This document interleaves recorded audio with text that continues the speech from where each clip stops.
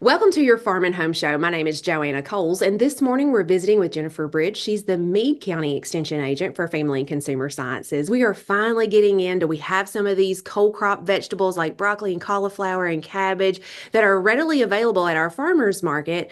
But if people were thinking about maybe extending the life of some of those fresh products, you have some tips for us today. Absolutely. Cold crops are just, they're that first fresh produce that we get a lot. So it's like it livens up our life, the nutrient content, everything.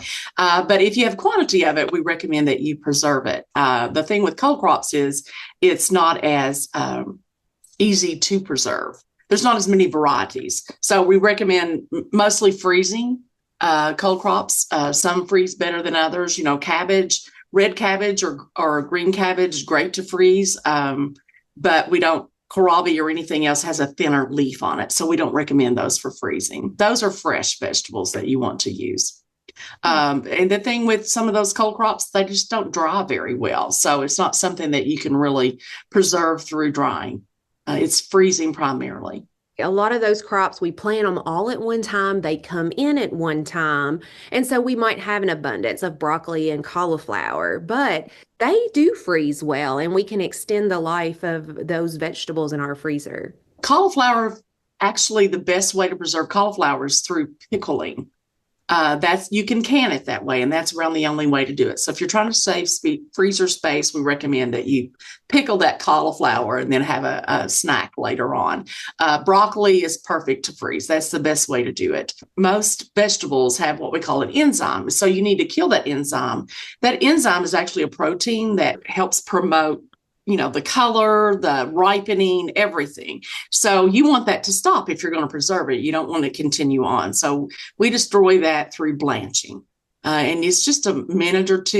You're going to dip it in, immediately put it in ice water to stop the cooking, and then you're going to let it dry really good and drain. The other thing we recommend is you lay it in a single layer on a cookie sheet and put it in the freezer for an hour or two. That creates a better product because the ice freezes around it, which preserves it better. And it's also not a big clump. So if you just want part of something, you can just reach in and grab what you need and continue to freeze the rest of it. And it's probably what you want to use it for as the end product. If you're fixing like broccoli soup, then, it might not, the structure of that broccoli floret might not be as important to you. And so really kind of think about how you're going to utilize that in the end, and that'll help how you preserve. Broccoli casserole is a really good one. To just get broccoli out and eat it like you would fresh, it's not going to taste the same. I mean, it's just not. We've destroyed the structure of it when we preserved it, but it's still very usable. Absolutely. Now, like if I raised my broccoli, you have a tip before I actually blanch, correct?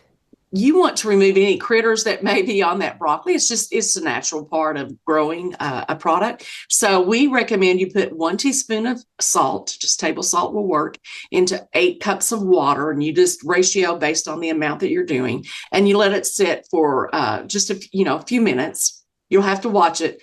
It is amazing what will float to that surface, and then you know that you have extra pesticides or something you may have used to help preserve it. That helps get that away. It also loosens up some dirt. So there's a really good advantage to home processing it that way. Yeah, and so you can utilize that. If you purchase it for the farmer's market, you might also want to try that as well. And that just gets it nice and clean before that blanching process. And just for the overall quality of the product as well. After you take it out of the water, rinse it and just go ahead and blanch it at that point. And then Jennifer, do we recommend vacuum sealing for freezing or just in a freezer safe bag? Either way is fine, as long as you get as much excess air as possible out of the bag. We just say within 6 months, you're going to use that. If you're preserving in the spring and you want to have it the next spring, the quality is just not going to be there. The longer it's frozen, that quality starts to break down. So the nutrient value goes with it, but it's still safe to use. All extension offices have access to a whole series of food preservation publications that's produced through the University of Kentucky in conjunction with the National Food Preservation Group, and those are free of charge. We have a whole series on canning. We have one on fermentation. There's some on freezing and also drying. So just contact your local extension office and they'll be happy to get you a copy. We appreciate you watching the Farm and Home Show, and we'll see you next time.